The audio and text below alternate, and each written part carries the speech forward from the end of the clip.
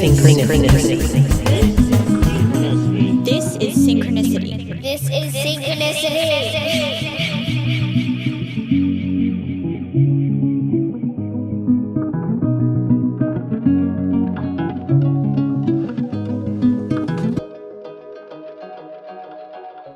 Welcome to Synchronicity. My guest this week features the return of Cory Allen. You know Cory. Runs a podcast called The Astral Hustle, meditation teacher, audio engineer, does the binaural beats thing. He's just the cool dude. Also on the MindPod Network, right? I knew that. Cory and I talk about a whole lot of cool stuff. I'm going to basically let the episode speak for itself.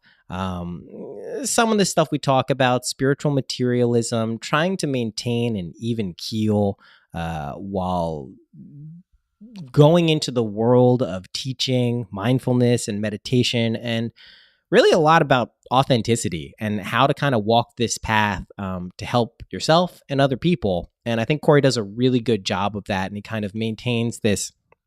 We talk a lot about intuition. There's a lot of intuition talk in this. And I think I've spoken about it before, but I think that's something that's overlooked so much in today's society and culture is we put a very high premium on logic and analysis and all of these things that we can verify empirically, but we often overlook intuitive faculties, which can be very, very, very helpful and useful. So we get into that. And more to the point, Cory's just a cool dude. Big fan of Cory. Love what he's doing and glad to see success coming his ways in a myriad forms. His book is coming out September of this year on Penguin Random House. Really looking forward to that. He's a very clear, concise writer, and I appreciate that. I am going to keep this episode intro as short as possible. I am not going to force myself to say anything that I didn't have planned to say just because I feel like I got to yammer on in the beginning. So how about we just get right to the episode? Super short intro. Without further ado, here is Cory Allen.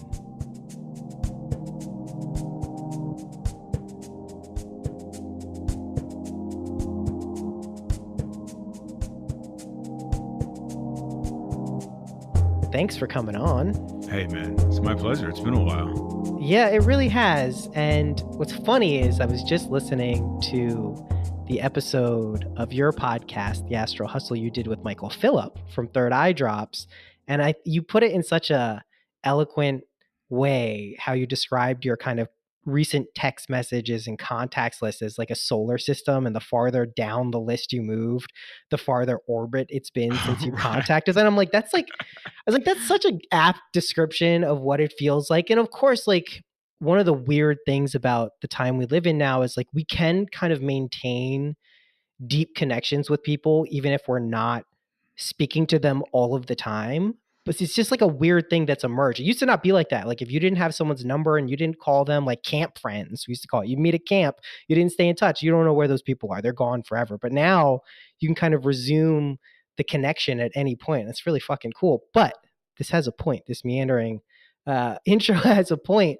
Dude, I was incredibly impressed and engaged with this conversation you were having with Michael, just to jump into it, about kind of the balance between the open-mindedness and the not knowingness of kind of an inward path towards betterment, right? Some people would call enlightenment or wisdom, and kind of setting up a hierarchy or boundaries for, you know, trying to have some type of accountability for what you're engaging with, you know, in your life.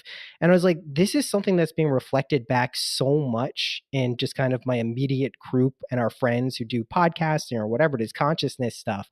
And like, how, for you personally, because I didn't hear this, I didn't get to the point in the podcast where you discussed it.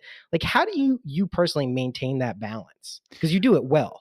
Thank you. Could you just rephrase the balance that you're? I don't recall the conversation. Yeah, no, it's having fresh in my mind because I jumped right from the conversation. So it was basically talking about how you want to go in and explore kind of new age ideas just to engage with them and see if there's anything you can sink your teeth into. But you also have to have some discernment in terms of what is just pure snake oils or someone's subjective interpretation of an experience they had or something they read in a book, and what's valid in terms of an actual pursuit, in terms of like, all right, this is worth believing, this is something I'm going to pursue. So that was the context of what I'm Gotcha. speaking about. Gotcha. Yeah. Yeah, I think that to me anyway, like I always look at things like I'm very open minded as far as like thought experiments. What I allow myself to kind of drift off and contemplate as a potentiality, but I'm very hesitant to actually incorporate something as being functional or something like a part of my quote unquote belief system, I guess, as it Right. were. And so I think that um I suppose that I don't really end up, and most of those things I just kind of almost dream about in this way of like where I'm just kind of hypothesizing a lot. Mhm. Um, I don't know. It's all sort of just like fun and kind of like entertainment almost. It's like Mhm. and it's just it's also sort of a litmus test for where my truth mind is at that point.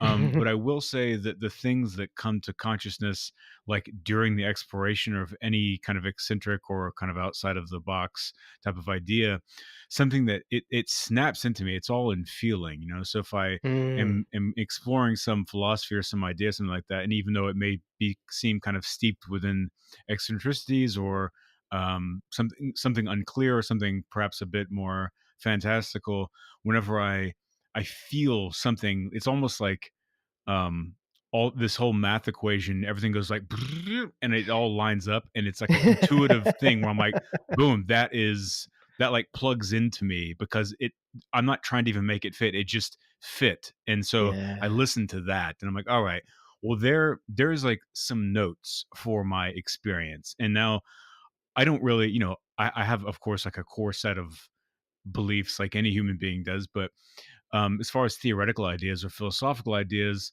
I'll say I'm not like converted to that school of thought. I'll just take that as a note and say, okay, I'm like, that seems like it has some tangible, deployable, usable substance to it. And I'm Mm. going to kind of put it in my toolbox for a minute and see what's next. I mean, you leave it to you to key on. I think probably the richest nugget you revealed is dropping into your intuitive faculties via feeling to see if something meshes with you. And the way you described it is kind of lining up and all bloop, falling into place. I know Yeah. exactly what you're talking about, and everyone does, because when you're able to drop into that, it's just like you don't have to ask questions about it, right? You skip the whole hemming and hawing over, is That's this it, man. valid? And I think it's fun. I'm just so glad you mentioned it, because it's something that I think doesn't get enough shine in love sometimes when we talk about this stuff, because it's so easy to say, oh yeah, use your intuition, and someone could be like, well, I don't know what that means. But nevertheless, it is still such a valid indicator of like when to kind of like, oh, you know what, this is really fucking woo, this is really weird, but for me this lines up and makes sense to me in this moment, and I'm not going to invalidate it because of its eccentricities. And I mean, have you always been like that? Have you always been? Because I think of you typically when I listen to you speak, or I listen to your podcast, or we speak, obviously incredibly intellectually, just on it, clear, concise. Your writing also reflects that. It's no small wonder you have a book coming out soon. It's, but I also noticed this kind of empathetic, compassionate feeling aspect, which is like, has that always been a part of you, or is that something that you opened up to at a certain point in your life? Like, is that just who you are? Yeah, I to some degree, and also I just like to say thank you, man. I appreciate that Yeah, yeah, of course. commentary on how I'm rolling through the universe right now. Um, I will say, not to go into too deep of a story, not that this is a podcast or anything. Wouldn't want to tell an immersive story that would draw on the listener Yeah, and don't do result in that. some type of Don't awareness or do that. Yeah. insight. um, but basically, like I have always been, as far as I can remember, and as far as before I can remember what I've been told, that I have always been uh, kind and empathetic and caring about Mm. other people. Whenever I was a little kid, my mom used to always like tell me this story about how like she'd give me shout out to the early 80s, she would give me like as a little toddler, like a handful of M&Ms or something. And Yeah. she said that like it would just make her cry because I'd come out of sweetness, because as a little kid I'd eat two, and then I'd walk over and like hold my hand out to everyone and be like, "Do you want some?" And they'd be all Mm. melted and disgusting, you know. And everyone's like, Yeah. "Oh, we're good, thank you." Um, but yeah. So I've kind of always had that. And then, I mean, it's like anybody. I've suffered through a lot of extreme experience and just fucked up stuff in my own life, and it made me, as a young man, a lot of death, a lot of just Mhm. other nasty things, and it's really put me face to face with some of the challenging elements of the human condition from an Mhm. early age. And so there's that, and also I did have, those things that's one to grow on. You go through that type of stuff, you spend the rest of Yeah. your life growing on it. But um, I just recently, actually, in the last like 6 months, tracked back two interesting experiences, which I think that you in particular could enjoy. Mm. I was thinking of like, when were those moments? When were those earliest moments that I registered what you were just asking me, like this notion of empathy, or this notion of some type of like witness mind, intellect, or something like that? And Yeah. when I was a little kid, I can't tell if I'm capitulating like that these were on the same vacation or if there are two different ones. I feel like it was on the same one. I need to ask my mom at some point, but um so whenever I was probably like, I don't know, like 5 or 6 years old or something like that, um, my family went to vacation to like the Gulf of Texas, right? So we were like Mhm. on the beach, and I was walking around the beach by myself, and I came upon, and keep in mind, of course, as I said, I'm a little kid. Came upon two crabs, and they were fighting. And I remember looking at them, and one was clearly losing, and one of them was like, looked like it was trying to eat the other one. It was like attacking it and clipping at it with its claw. Mhm. And I remember seeing it, and I walked over, and I was like, oh no, like that dude is hurt. This guy's gonna die. And I tried to kick some sand at the crab that was attacking the other one, but instead the sand, some of it went to that crab, and he kind of backed off, but some of the sand also went into the eye of the crab that was being hurt, and his Mm. little antenna eyeball went down, and I just like started crying like immediately, and it fucked with me. It's still, I'm talking about it now, Mm. I feel like I'm gonna cry Mm. talking about it now. Like, as a little kid, I remember going back and like sitting in the car riding back to where we were staying, and it was this cracking the egg moment of this acute awareness of pure intuition of not even human, but just suffering, like the Yeah. whole process of living and dying, of pain, of the animalistic nature of our world, of the beauty of everything. Like, I was on a fucking beach, for Christ's sakes, like it was a perfect sunset, like on a beach, watching the pain and like victory of the condition of all living things. And I remember feeling like the empathy and the fact that no matter, even though I had tried to help, like I couldn't Right. escape the law of nature. And I remember like feeling all of that as a little kid. And I literally thought about that scene in my mind for years. Like, it Mhm. came back constantly. And it would make me start crying like every time, because I felt just this unbelievable, overwhelming empathy for that living critter and all living things. Yeah. And Not it, to mention, like, the pure innocence right. of when you were that's why it's so resonant, you Yeah, know? yeah, I think that's what let it get in so deep. Yeah, and Yeah. then and this is the other piece of it, and this is some far out vacation if this is all at the same time. I think it was. So then we were staying in this like big hotel, and one of those like giant things where they just have a ton of people coming in and out. There's like a bazillion rooms or whatever. Yeah. So I remember we were there, and my brother was hanging out, and so we were going to go out and go grab something, and he was like, "I'll stay here." And I remember, so all of us, my mom, her husband, and I, were in the car.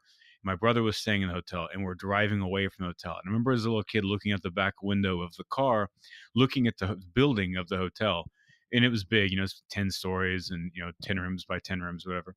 And I remember thinking, like, I could see it. I was like, wow, this is so strange that I'm here observing this moment out of my eyes. But within that building over there, my brother is sitting Mm. in bed looking at his life through his eyes. Like, he's in this room Dude. alone doing his thing. and I'm in this car right now doing my thing, and we're both existing in two parallel narratives of experience at the same time. And I had that thought very clearly, like at that age, and it really like I was like, whoa, So Well, those are two early moments for each of those kind of halves of my brain waking up. it's well, just to both incredibly awesome experience, but the second one in particular, I distinctly, as an early, I don't have like very many clear young childhood memories, but I remember being on probably what was my first bus ride to like kindergarten or something. I don't know when you start taking the bus, like first grade, early. And I remember getting off the bus and looking back and recognizing that, yes, I'm going home now to my home, but every single person, including the bus driver, is going on their own kind of like individual existence. And I just, I was like, probably like what, 6, Yeah. something like that. Just your mind, the innocence of that thought and the cascading kind of like impulses it leaves behind, like are still resonant to this day. And I think like, it's interesting that these younger childhood memories, while so like you and I, like I love knowing stuff. I love finding out about things and experiencing new things, but it's amazing that these early kind of very pure, almost primal, but like early existence memories still have such an influence on our psyches and lives, just that even we're consciously aware of them. It makes you think how much of this stuff is just embedded within us that we can't consciously grasp. You know what I Yeah. mean? It's like, Yeah.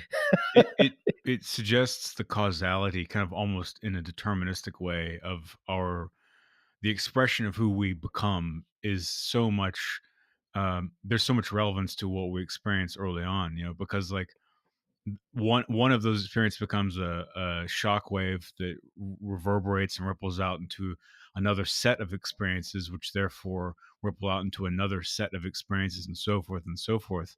And so I yeah, believe that those early imprints like that really do have a pretty big fundamental shaping on who we are and what we become. And obviously that's no groundbreaking, breaking news, sure, what we sure, but experience. still, But I'm just saying that, yeah, I mean, in the game of insight and self-actualization, it is easy to see how those things affect us. And let me just drop this on you because I think you'll enjoy this. yeah, So this bus ride thing you're talking about, and you're noticing everyone's going to their homes. I had, we'll fast forward to uh, fast forward from whenever you were a child to me a few months ago. It's a weird kind of parallel, but we're going to fast forward in over time and in incarnation in that way. yeah, So a couple months ago, I think it was, I was driving down the highway, and I was looking at all the cars, that were like traffic was getting heavy. And so I was looking at all these cars, and there's like hundreds or thousands or whatever of them. Like just kind of, if you look over the horizon, it's like, okay, there's like thousands of people in their cars. And I mm, started thinking about that thing. I think about that sometimes, just like what you were talking about. It's like, wow, everyone is like in their little ecosystem, like of their car. Like they're all got their music on, or their yeah, podcast, or their phone call, or whatever, or their blaring silence that they're brooding in, or whatever it is, or maybe they're having a beautiful moment of silence.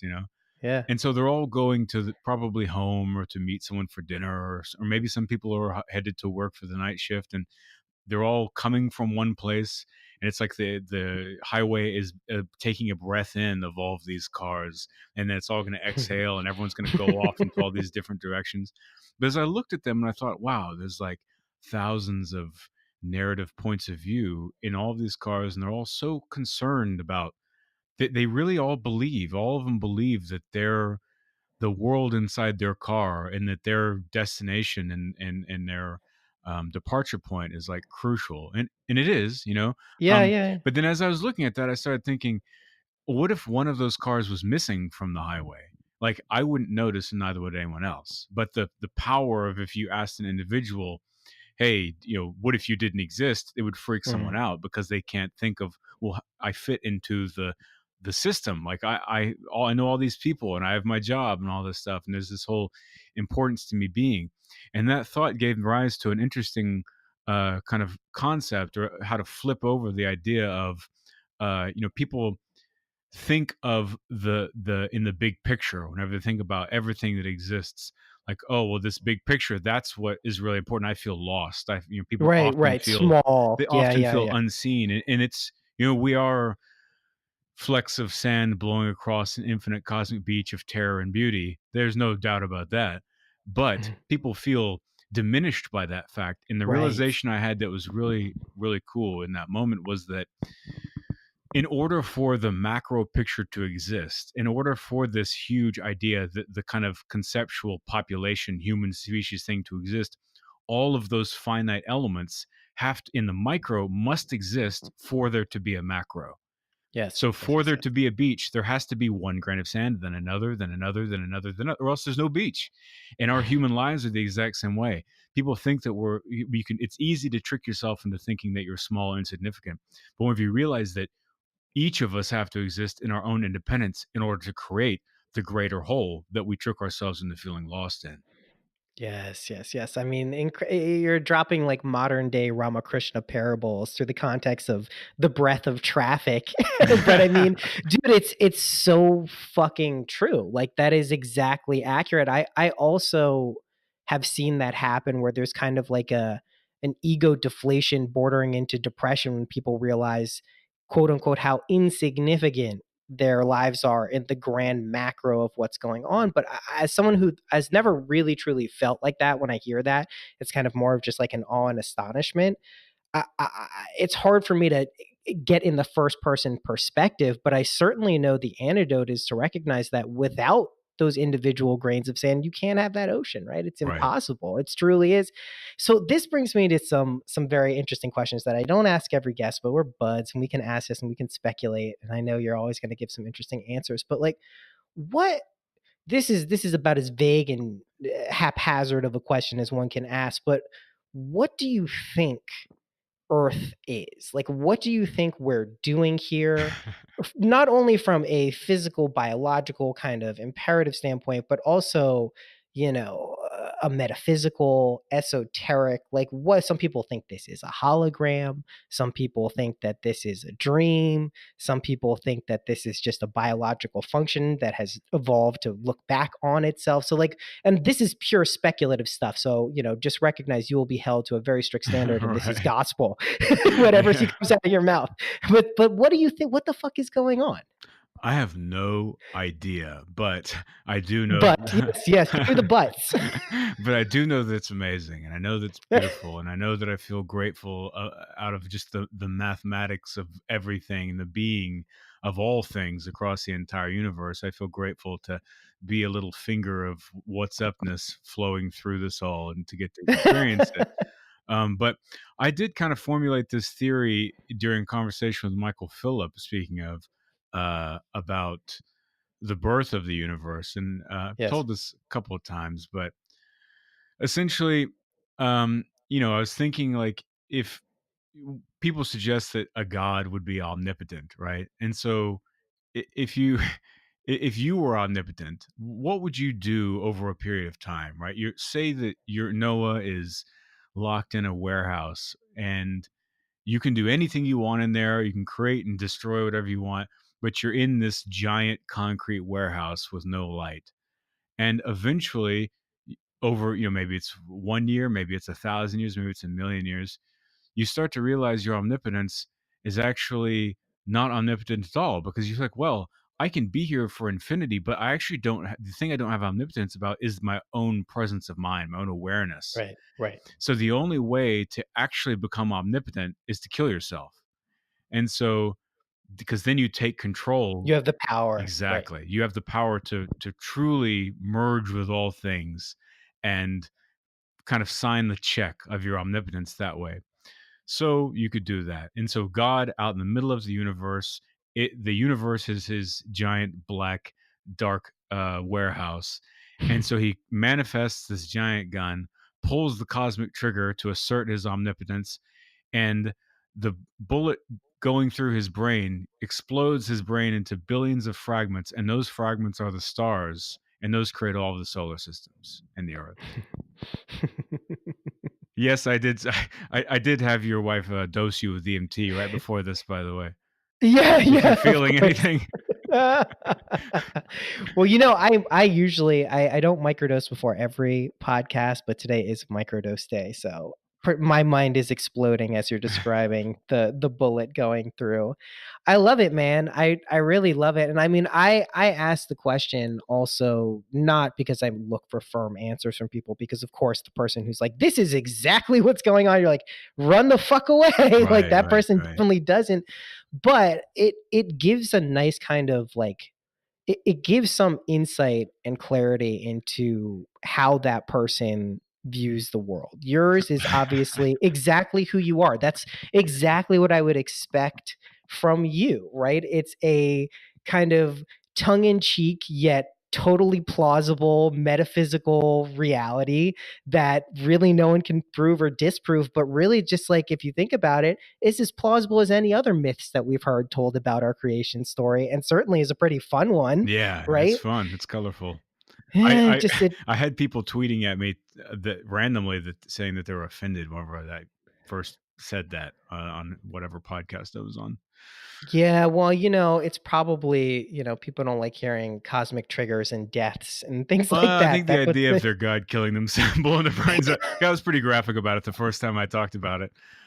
But it's pretty, I mean, it's a good kind of exercise to put your own thoughts through, I think, too, is the kind of fractal of this. If we're drilling down to the micro, like that is kind of the lens that we have to look at a lot of these things through, right? I mean, like we have to be able to discern whether our own thoughts and ideas are not just valid in terms of their efficacy of what they're doing, but like, are they helping us? Mm-hmm. Are they helping the people around us? And that's like, again, going back to kind of what you do as a teacher, a writer, as someone who puts out really like legit content with depth to it, which I think is sorely lacking so much in like what we see on the web these days and just what we have access to. Your ability to kind of drill down and talk about this stuff, I think, in a practical way, is what separates you from a lot of other people who are doing this. I mean, what tools? When did you? I don't think I actually know this. When did you start meditating? Like when did this become a part of your life? Oh, well, first off, again, thanks, man. I appreciate that. I do my best to keep it real and keep it legit and just, really just be. You're who you are. Exactly. Yeah. And I started meditating, whenever I was a teenager. It was just kind of a response to sort of some of the circumstances I was alluding to earlier. And essentially, I was very interested in philosophy, Western philosophy. I found that in my teen years, and it was really kind of by chance. I've told this story before, but basically, I had been, like most of us, I felt out of sync with everyone in my life system. I felt like I couldn't really relate to people, and or anything really. As a teenager? Yeah, I know exactly. Yeah, that's how we feel in those times, And I was definitely feeling that way, and but I felt that way throughout my life, like. Yeah, I was gonna say after I said it, like I think that maintains for more and more people these days. Yeah, like as a kid, I remember like getting punished because I stayed at my mom was a single parent, and so she would drop me off at this, whatever daycare and stuff like that. And she happened to drop me off. There was like a Christian one close to the house. And I used to go there, and like they would pull out their weird Christian games and stuff. And I would just refuse. I tell them, as a little kid, I'd be like, no, I'm not doing that. Like, that's ridiculous. Like, this has nothing to do with like a God or something. And then it was as I was sitting there, and I'd get punished and like put in timeout and stuff. And then as I was sitting there, like as like a little, this is like before preschool, I suppose, waiting for my mom to pick me up, I would like sit there and watch the cars driving around the building. And I'd say, in my mind, I'd go, there's no God if the next car that drives around the building isn't my mom. And I'd be like, okay, you get another shot. The next car, if that one's not my mom, then there's definitely no God. And I'd be like, uh-huh.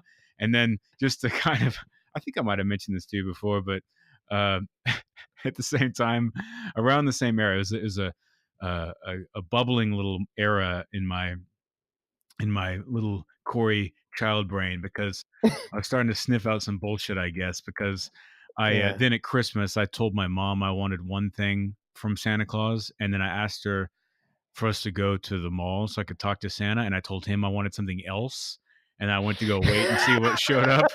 I was like, yeah, something's not adding up in on this planet, man. Oh my So god, that's funny. yeah. So anyway, I feeling out of sync and all that. I by chance I overheard someone when I was very young. I think it might have been my older brother, but Mm, they said, who, if you could have dinner with like 4 people living or dead, who would it be? One of those people what mentioned was Nishi. And I remember years mm, later, like going through a bookstore and then seeing Nishi on the back of a book spine and be like, oh yeah, that's an interesting word. And I went over and looked at it, and reading it, it was like an explosion went off, mm, because it was like, oh wow, this is how I think. Not necessarily what I think, but mm. this is kind of the mathematics of how my brain works. And I just became completely like clinically obsessed with philosophy.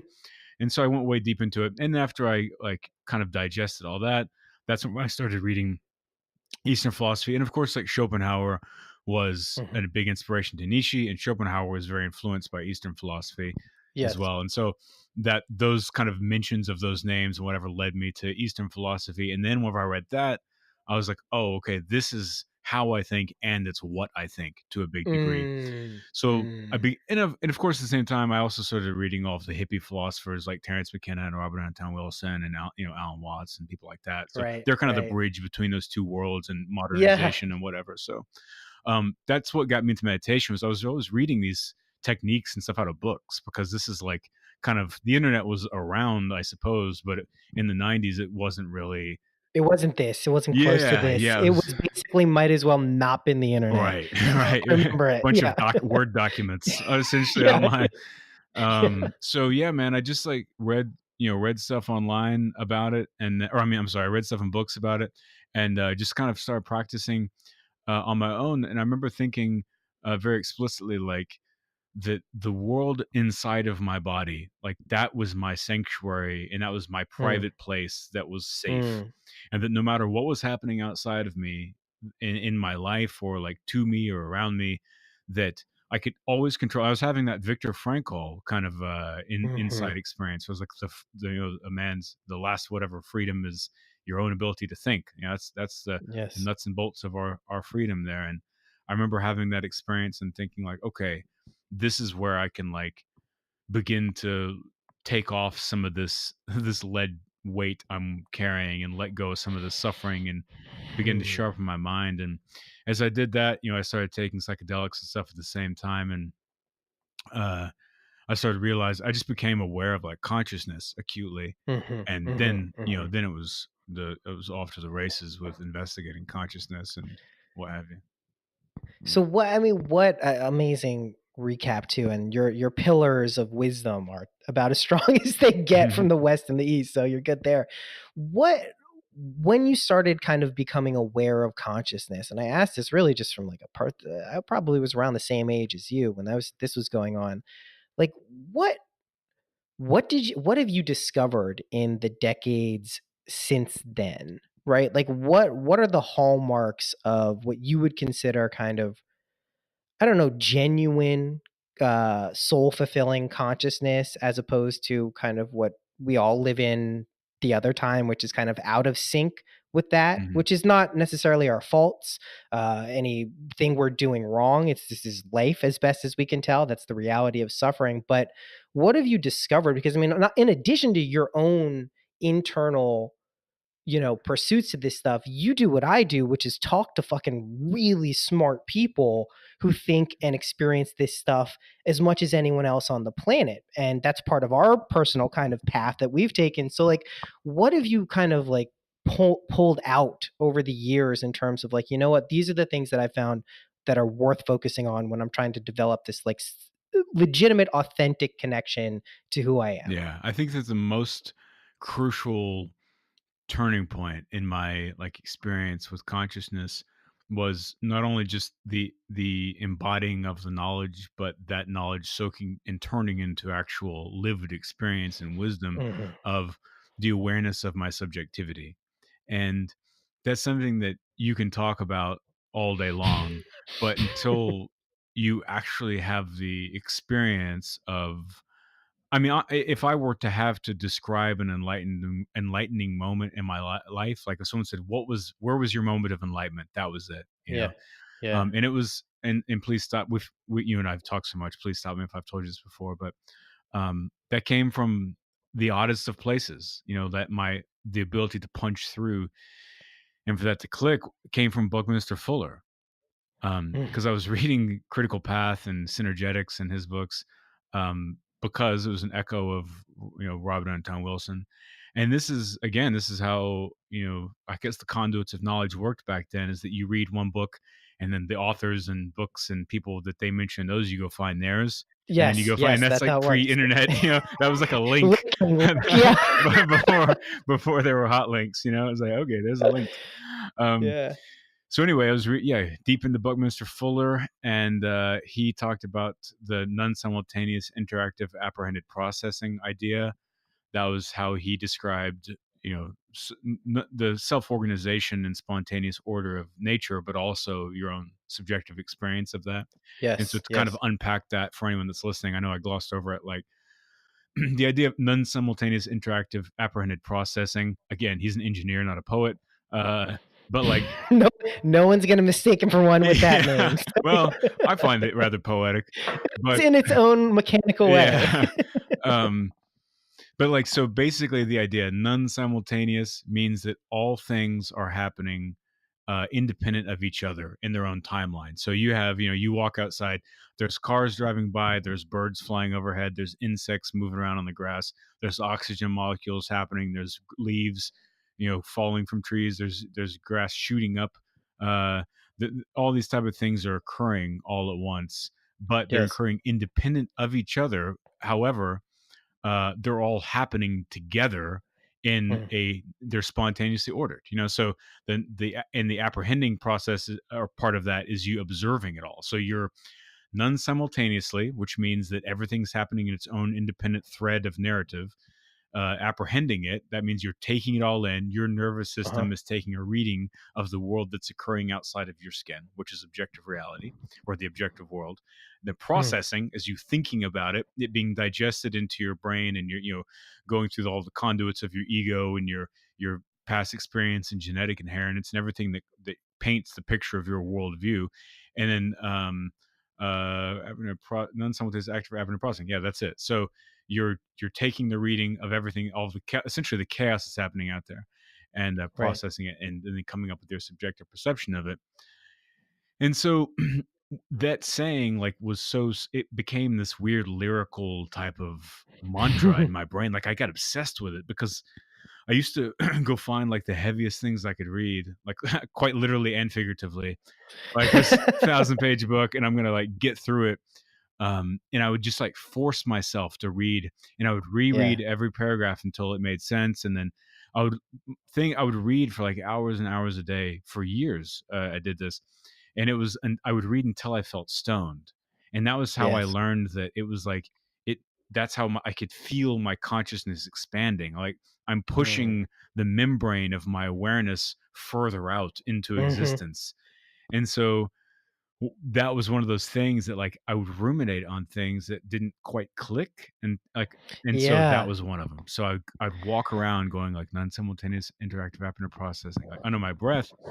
And one day in a bookstore, whenever I was like 17 or 18, I went in and I was like muttering that under my breath, just kind of as a, you know, as a good old obsessive tick, good old, good old insane, completely insane, neurotic muttering. God. And I go in there, and this is just really so illustrative of my entire life. But as I started peeing, I was saying that under my breath, and it all clicked, and it all like everything just made sense. I understood it, and I call it the in one version of my manuscript I wrote, I had this story in there, and I called it the unbearable lightness of peeing. And but it was basically like the movie set of reality just fell to pieces, and like it was like all the walls fell apart, and not in a literal way, but in the camera of my mind. I just saw in that moment how, and not only saw, but I felt and was just acutely aware that of the reading, that I was taking the limited aspect of my perception, the Mm. fullness of my perception, and yeah, just the it from the inside and outside at the same time. And that was just such a fundamental moment in my Mm. consciousness exploration, that from there it allowed me to really get into those the concept of compassion and patience and release and letting go and all that stuff. um yeah. Yeah, dude, I first of all, amazing experience. I have a few thoughts on it. And I also like that you have the awareness and wherewithal to pinpoint pretty accurately these points. This question, again, it's not a great question to ask someone. When were you aware of consciousness? But you can answer it because I know you reflect back on these things. You actually look for the kind of moments, and you can actually, the resonant quality of it sticks in your mind. And I think that's really fucking cool. I also think that it's really interesting that you were peeing. Not to get too graphic here, but there's something to be said for the mind state. We forget about this these days because we have our devices, and most of us bring them into the bathroom with us, whether we admit it or not. So some of us used to like to read back in the day, but there's this process of letting your natural mind kind of slip away so you can go to the bathroom. We don't think about it. I'm thinking about it a little more often because I'm potty training my son, which is not Nice. going well. Oh no. So you can see this cognitive part. Well, we just missed our boat, and now it's going to be a nightmare with another kid. So what are you going to do? Yeah, But yeah. my point is that there's this process of letting go and dropping kind of our subjective perspective for a little bit, that I'm not totally surprised that that happened while you were peeing. Yeah. Like it kind of makes sense that to recognize and be aware of your own consciousness and the fullness and the limited capacity, like that makes sense to me on a lot of levels. Yeah. More to the point about that, I think this is something that we all interface with routinely, many times a day, probably while we're dreaming. But it's our inability to kind of recognize that some meta processes is going on that Dude, allows us to gloss over it. You you're know what I speaking my mean? language. All right, have you ever read, are you a James Joyce fan at all? I'm not, but I've read some parts of it and I'm like, I don't Okay. understand this. Well, I was really obsessed with James Joyce when I was like a teenager as well, in my early 20s. And um, so one of the books I like to, I've read Finnegan's Wake. Like I've rubbed my eyeballs across the words on it. I don't claim to understand it, That was my but experience of trying to read it. So, yeah. whenever I heard Tom Robbins say like I'll be reading that book for the rest of my life, I was like, all right, well if he doesn't get it, then Yeah, I feel good. exactly. But I've read a lot of books about that book, and Yeah. one of the ones that was really cool is by this guy named John Bishop, and I think it's called Joyce's Book of the Dark or something like that. Because Ulysses essentially was to it was to illustrate a single day in Dublin, right? So the why Ulysses is such a great groundbreaking book is because what he does is Joyce is the first time in literary history where he takes the point of view of the narration of the story outside of the characters' minds and has all these different narratives weaving together. And Mhm. he's really doing what we were talking about earlier is he's describing the spontaneous order of human society and human lives, and how Mhm. all from the different perspectives one character will observe this, but as the reader you go, oh wait, he talked about this other character talked about that same thing happening. They must be Ah. walking by each other in this moment. And even though it's kind of occurring in a different part of the storytelling, you can like map out this single day and how it's all these lives intertwining into this thing. This is why Tim Leary said that Mhm. Ulysses was what prepared him for psychedelic space, because like that Ah. book liberated his mind. Um, and so that's why that book's so brilliant. And then so that's one day. Fitting his Wake was Yeah. one night, and that's why that one's so fucked up. It's because Mm. that's why it's the same thing as Ulysses, but everyone's sleeping. So Right. um, that's why it's impenetrable, and also because like Joyce was such a genius, and the scholars were sort of like some of them were rough on him. He was like, "Well, all right, well, I'm going to show you just how genius I am. I'm going to write a book that like you'll be trying to break apart for the rest Yeah. of time." But one of the things that in John Bishop's Book of the Dark, is John or Joyce's Book of the Dark, he talks about Finnegan's Wake. There's a lot of weird um, mentions of scatological things. They talk about going to the bathroom, of peeing, Mm. of shitting or Mm. whatever in Finnegan's Wake. and John Bishop knew Joyce and talked, so it's not like this is hypothesizing. He's pulling out. Yeah. So basically, this was a part of the reason, I'm sure there's plenty other, why Joyce put those things in there, is because it was intending to speak to, while you're in your sleeping, dreaming state, the unconscious part of the human mind, the animal system that's signaling to the conscious mind, like, hey, you might need to wake up and go to the bathroom. Like it's deep digging in those deep elements of like the root circuitry of our consciousness that can communicate those signals through both. Yeah. Wow. Yeah. And so pretty amazing. But whenever I had that experience of, what I called cracking the egg, my subjective, waking up to my subjectivity in the bathroom, is that I've thought about this subsequently, because it makes some sense to me, because in my opinion, or what I tend to think more these days, is that something like enlightenment is something closer to, it's a clearing away of all of the shit that's packed on top of your brain and even most of your intellect, and allowing the totality and the fullness of your intuitive essence, the root system, the seeds of wisdom that blossom from the very ground floor of your consciousness, to flow through without putting them through the mainframe and all of the compartmentalization and dissection and notation of your intellect and all of this stuff, and really letting all of what you are come through, with disrupting it as little as possible. And to me, that makes sense that I would have this experience in the bathroom, because if there was a moment, even by chance, if I happened to let go of because my brain was so intellectually like, just like a steel fist grabbing onto shit. Yeah, I can hear it just you describe. Yeah, man, and we know people who are like that, right? Yeah. We know. It was so tight. Like, I feel like whatever the reason was, I let go, and it could have been the relaxation of like peeing, like literally. And in that moment of relaxing, that I allowed that intuitive system, like my awareness, all that to come through, and like the whole system fired. It was like a lightning strike, and it allowed the intuitive ground floor animal, like bottom layer thing, to fire upwards, and my intellect was able to be like the barrel of the gun that thing shot out of, and it all it all clicked in that moment. That's kind of what I've thought about since then. That again, man, makes a lot of sense. Like it really does. Like, and what you're describing is kind of the dropping away of intellect and these other things when experiencing that, I think is hard for a lot of us to fully understand and appreciate, just based on how our culture functions right now, right? Accumulating wisdom. Give me the secret, give me the codes, give me the magical teachings that will then, allow me to do the thing I want to do, rather than, all right, tell me the things I need to know or should be telling myself that I already know, but need to hear from someone else because it's going to make it sound better. And I'm going to believe it more because I don't want to trust that the wisdom is deep within me, because that's a terrifying thought for most people, because you're essentially then living on this edge. And I think this happens a lot. And I was exploring this a little bit with our friend Eric Godsey, about psychosis and synchronicity and mental illnesses. I think what happens when people get to that point and recognize the kind of totality of that statement, that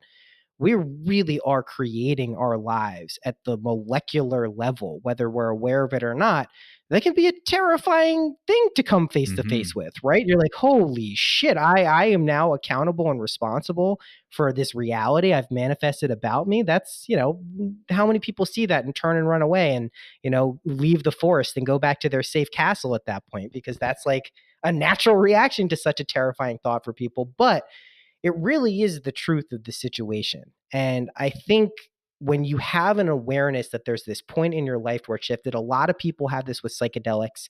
A lot of people don't have it with psychedelics. They have it, this pressure cooker, this vice-like grip you're talking that the intellect can put on people, I think is kind of like a pressure cooker where when the button pops off, you can actually have like a pretty good recipe for enlightenment, because it's like the instant pot of yeah, exactly. It's really what it's like, because it's like, it's a very kind of ramped up, knotted type of existence, which is not really well suited for longevity, right? Like if you're doing like, if you're working a muscle over and over and over and over and over, and you're not listening to your body, like it can snap, you can pull it. Like Yeah, it's like, yeah. It's like the and doctor says you have inflammation of the philosophy. but it is a thing that we obviously see over and over. And I think we're kind of shifting from this era of the guru. We hear this spoken about a lot. I had, a little backstage past a lot of this stuff, but we see the age of the guru and the hierarchical system of this person's going to be the wisdom. They have the secrets. Go study with them. That's the only way you're going to get enlightened. We see this breaking apart right now. Mhm. We see the cracks in that foundation. Most people see it, whether it's the sexual abuses that are coming out or just like the financial kind of bullshit that happens with a lot of this stuff. We see it. But in that gap, we're also seeing this being filled by anyone and everyone saying, oh, well, I have the answers, which is not really the opposite of the guru paradigm. The opposite of the guru paradigm is finding a community of people who will reflect back to you that you know it. Yeah. You have these answers. You know what's right. This isn't some like secret passed down knowledge. And the real secret as I see it, and this is where I think people like you really do a tremendous service to people who are trying to figure this out and whether they know they're asking these questions or not, is how do we bridge those kind of deep inner truths and wisdom, knowing we have the answers with the situation we find ourselves in, right? We're in a neo-capitalist, environmentally precarious, politically polarized, aggressive kind of environment. How do we maintain this kind of deep, grounded wisdom and translate that into our daily lives? And again, like much more resonate with someone like you who's a person doing shit that they like to do, sharing their experiences, recognizing when they've had a profound shift in consciousness that potentially can help people, not with the desire to be known as the person who's going to help you, but to actually like genuinely for the aspiration and intention of people to like help them. Yeah. Like that is truly what I think we need more people doing that. And I know this is kind of just sounding like patting on the backism, but it's sorely lacking. I've seen this like from a generational standpoint kind of permeate into our current context. And like, yeah, we recognize gurus are bad, but we also need to recognize, the people who are helping us along in a substantial way. So I'm yeah, with man. you, man. I totally agree, and I think that you know things have evolved and changed as you described. And I think that the notion of the guru or the spiritual teacher or whatever is really kind of an old paradigm that is, as you mentioned, it's really beginning to crack and fall away. And I think that's for the best because no matter how if you're Elon Musk or if you're not Elon Musk, he's still he's thriving in one area as a person. He's Yes. suffering greatly in other areas. Yes, visibly to In many other people. areas. Yeah. And that's Yeah. you know why? It's because he's a person. And it's like all people, no matter who you are, no matter how woke you are, and how spiritually in tuned you are or attuned you are, you're going to, you have some great information, but you're also just another dumb fuck, just like the rest of us, bumbling through life, trying to figure it out, And to frame the conversation in that I am the teacher who has the answer, like drink from the streams of my knowledge. Where it's like, dude, go away. Like that the whole thing is just like a just to start from that point is so telling about, like I had it's like whenever people people over spiritualize everything, and Right. I hear it used to irritate me because I saw it pushing away truth and pushing people further away from what will make them happy and what they're seeking. So it used to make me mad, but now I just look at it as just this Quentin Arch test where I'm like, okay, that's how that person sees the game, and Yes. thanks for telling me. Like I can't do Yes. anything for you, but it's good to know. It's good to know how to interact with that person in some degree.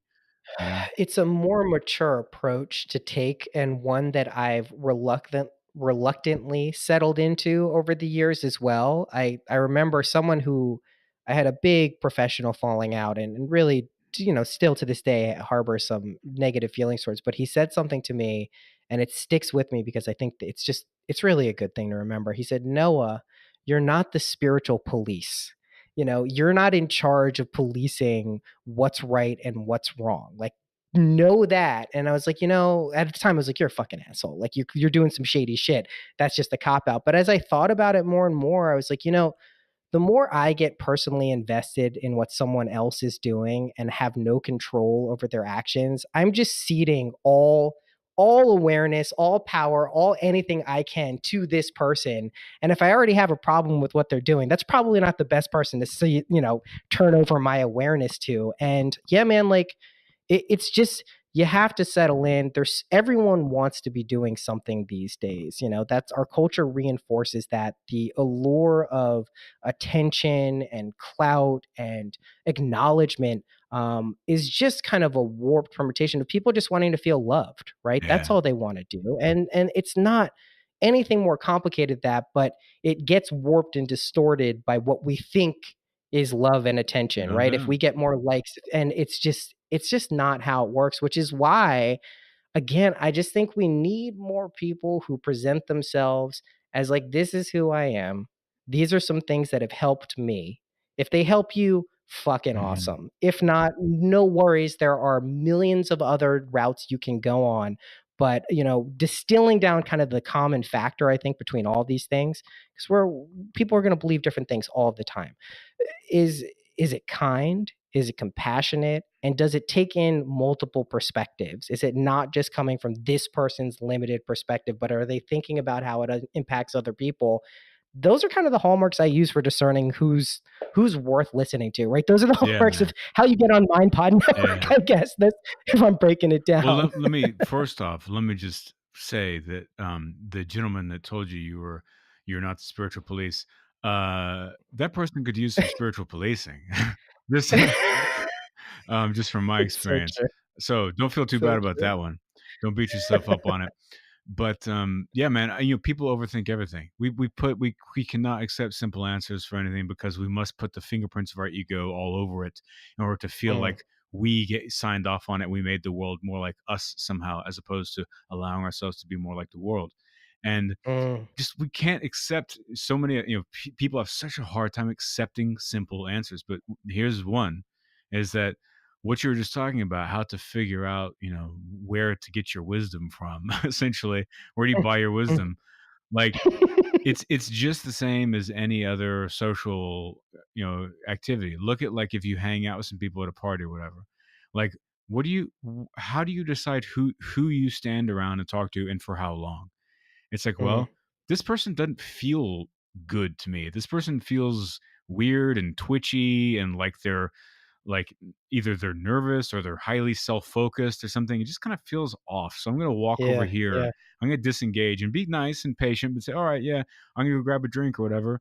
And then you go off and then you go talk to someone else for a while.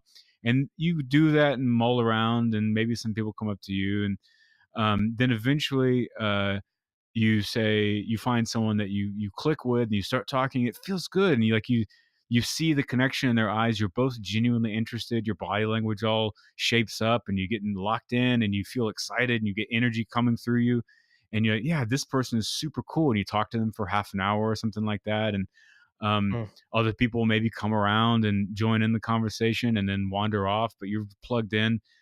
There's a reason why you drawn to talk to that person. It's because you feel an intuitive connection to what they're embodying, and it feels yes. right, and that's all it is with any person that we come across about, that's sharing some type of knowledge or wisdom or whatever it might be. Is it's just that simple. It's like, I don't know, does this person feel right to you? Does it resonate? Does your intuition tell you, like, this person knows what they're talking about? I'd like to, like, engage with I, that person. Cool. Or do you want to walk away with them and go from them and go find a drink?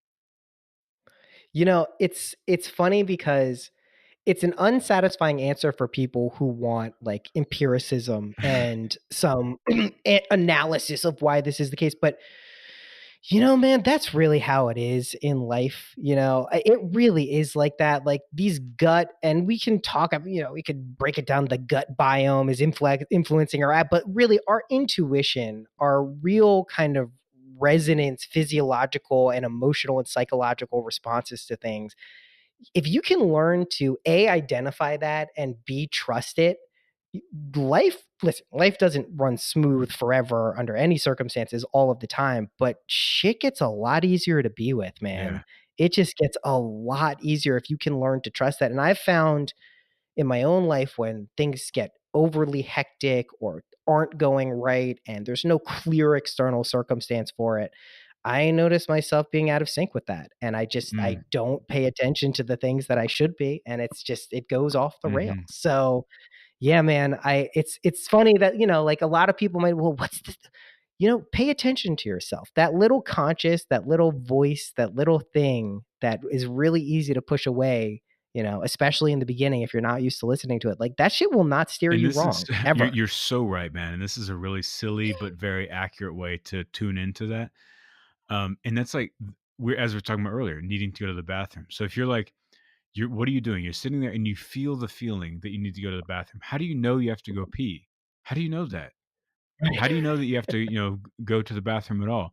Well, you get this little like signal from your gut almost that comes up and touches the bottom of your brain that goes, "Hey, you got to go pee real quick." And sometimes you Hmm. feel some pressure or something, but sometimes not. Sometimes it just goes, "You got to pee," and then when you think about it, then you feel the pressure. You're like, "Oh, I got to go Yes. pee." That little thing Yeah. coming up that's going, "Hey," like you can any of us listen to that, and we hear it multiple times a day.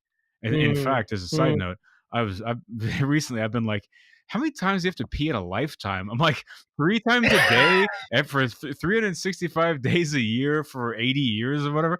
Like, God, when does it end? It's just pee after pee. I'm just so over peeing, by the way. But The the absurdity of being human is not lost on right. me, like, But ever. so the point is that in the same we're all already doing this thing. This is just like Yes. meditation. It's like on my book I put, "Hey, how do you meditate? Breathe like you're sleeping. You do it every single night. Just do that while you're awake. Breathe like you're sleeping." You know what I mean? This calm depth, the open and with no grasping, because you're allowing the body to, Do what do it what it does. And does. it's the same thing with this. It's like we all hear and feel that call to go to the restroom multiple times a day. The little tendril coming up through your body and touching the bottom of your brain that says, "Yo, go to the bathroom." Well, that thing that's your the bottom floor of your intuition. And so whenever you're talking to Yeah. someone and you feel like, I don't know about this, or you feel, oh, this is lovely, or you're in a situation where you're trying to make a decision on something, like our thoughts are just notations. We're just describing what we already know by writing a bunch of and assigning a bunch of words to that feeling. And it's like, however long you want to sit there and fill pages with descriptions of that feeling and until you dilute it and cover it till you can't see anymore, well, that's you're up to you. But the more you can just tune into that little feeling, that little call all the time with all things, I think that what one will find and what I've definitely found is an ability to really let go, be held by your own nature, the nature of the being, of being itself, and let all of what you are, your natural expression and your natural brilliance flow through unfiltered by the negative part of the human or the challenging part of how our human brain exists in modern society, which is Yes. the neurotic, horrible inner critic comparative type of brain. Yeah, man. I mean, I don't think anyone could say it better than that. And it is not lost on me that this podcast from beginning to end has revolved around peeing. Dude, it sure has. That is moved into the whole fucking podcast. And I love it. And I'm genuinely going to ponder and think about the connection between going to the bathroom and enlightenment now. And I bet there's some anecdotes out there from spiritual masters where this stuff is related. I'm very sure of it. Let's get, dude. This is so much fun. We got to do it more Yeah, often. I did a pee sigil right before we got on, so that's why all this happened. uh, last questions. Three quick ones. One open-ended one. What's your favorite color? I like shiny a lot. Shiny is a great Yeah, color. but I didn't generally like black. I'm drawn to black. Cool. Shiny Yeah, black. Very cool. Favorite number? 22. 222. Isn't It that your is, birthday? yeah. I see that number since I'm very young I everywhere. Everywhere, I everywhere. It's know. like my I 1111. It's know. very interesting. Dun, dun, Yeah, I bet you do. dun. Yeah, exactly. You could pop out behind the closet for me right now. What's your favorite animal? Ooh, interesting. Interesting. And I have to choose only one.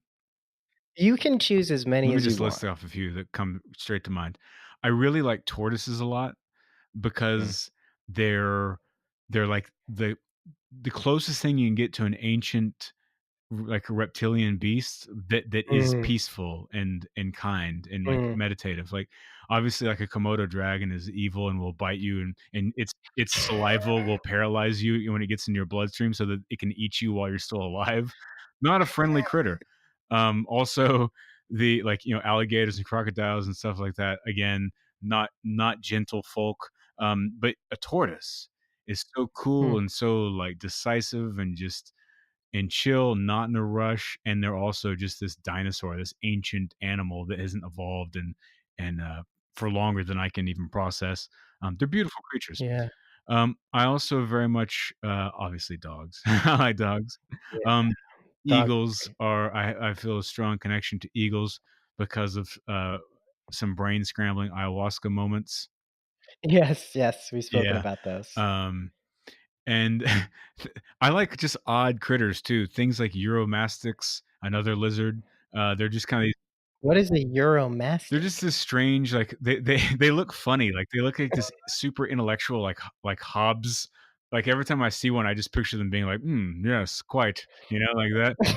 I'm gonna Yeah, Google this please right do. after this conversation, That's just clearly. the look they got in their face. They're like, oh, is the European trade market a bit flimsy for your taste? Um, And so there's those and, like, things like capybaras, just like Yes, I know yeah. those. Ooh, I know and capybaras. man, I went to the zoo recently and, just by myself at 4 PM. No, I went Oh. and, there was, I looked at these orangutans for a long time, man, and Yeah. holy smokes. So a couple of funny things. One, like talk about just deep, deep, like wild presence. I was watching this big dude walk around by himself, and I mean, I don't know what they weigh, like 800 pounds or something. Yeah. And he's like 5 feet tall and just monstrously big and so powerful and like thick and heavy, and not just of course he's 800 pounds of quick twitch muscle fiber. They're gonna rip you to pieces, but he's powerful in the sense of his presence and just like the Yeah. force and the gravity of nature and in that consciousness was not lost to me. And then I was looking at this little dry erase board next to the orangutan cage because I kind of came up in a weird angle, and Mhm. it was in notes for the employees of the zoo, and it was like a note about orangutans. It was like, these creatures are solitary apes. They generally enjoy spending most of the time alone. However, under certain circumstances, they are willing to be social whenever it suits them and the other people. And I was like, holy shit, I'm an orangutan.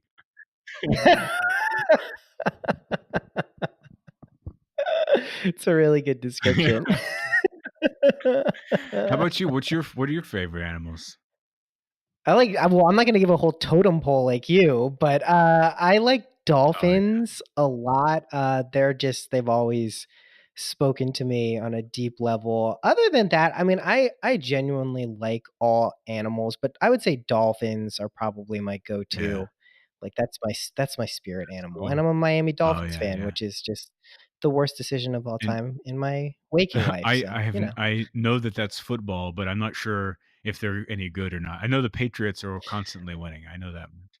All right, so know this, having not knowing anything about that, the Patriots are in the same division as the Mhm. Dolphins. So, for as long as Oh, the got it. Patriots have been very Got it. good, the Dolphins have been conversely as Got it. bad. So, it's been pretty bad. So, Uh maybe you must be a fan of John Lilly then. Oh, of Okay, course. How can yeah, you not be? I mean, I plowed through some of his stuff in my teen same. years, not understanding, a fraction of what the hell this guy is talking about, having no context even for psychedelics or anything. I was just like, what? But yeah, dude. I mean, amazing, amazing. Talk about someone who had his eye towards consciousness and seeing, how that emerged in our meta programming. I mean, I think Jesus that's a Christ. lesson of coloring a little too far outside the lines. Oh yeah. Wait, you gotta hear Zach Leary told me a story once of how he was in a flotation tank and Ram Dass was over at his dad's place and John Lilly was there, and this was at the point where John Lilly had gotten breast Yeah. implants. Yeah. Yeah, it's just I was like, dude, your life, your life is not like my life at Yeah. all because I don't have that story at all. I forgot, got so fun. I forgot about the last question. Practical tip that has helped you in your life that you could share with people listening. Could be anything. I would say that patience is everything. Patience is everything. In the same way that you never write an email when you're angry, never send a text message when you're angry, always wait, always sleep on it, and give it some time so where you move out of that amygdala brain and back into your Mm, full total picture of your brain. But with everything, you can take that idea and you can scale that up or down. You know, the true abundance of life is waiting all around us, is dying for us to just stop for a moment and engage with it and soak it in and relish in all that there is, which is this moment that we have right now. mm, And patience is so important because it's not, I mean, I could say it's important, that means nothing to anyone, but I will say patience is valuable because every time that you stop and you actually are patient and you really listen to what someone's telling you, it changes everything. Every time that you're mm, patient with yourself and you start to feel frustrated or in a rush or whatever it might be, or frazzled, or if you keep messing something up in your life, like stopping and just being a little patient with yourself is so huge. And mm. then same thing in conversations. If you get into a conflict with a partner or something like that, or a friend, again, the patience to let someone be who they are and get out what they need to get out, and not be reactive and um, reject their humanity in your own, and allow all things to kind of come through and give it its space.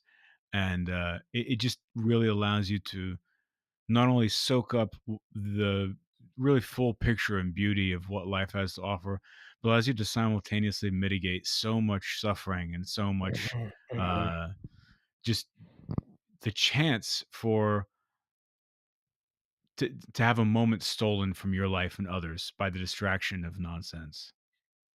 Yeah, man, that's some deep cuts wisdom, dude. It really is because, like, again, like it's like you're speaking right to me. I've had the ability to really bring in some patience into my life. A kid will do this very Yeah. quickly. If anyone wants a shortcut, have a kid. There might be some other downsides to it, but try that out.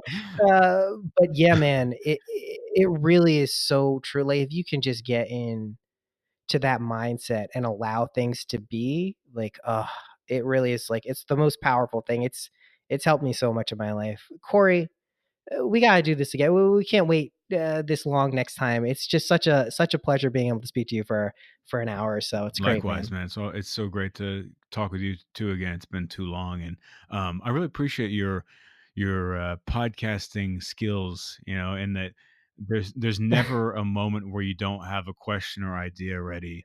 And as a person who's often on the other side, or who is on both sides of the table frequently, I appreciate that you're prepared with ideas and thoughts to keep the flow of your show going, and not to put any pressure on the person who's on the other side of the table. So thank you. Man, the secret is just interviewing interesting Yeah, people and talking to interesting uh, people. That's all it is, agreed. dude. You do my job for me. I agree. Uh, Thanks, man. We'll All right. speak soon. Peace.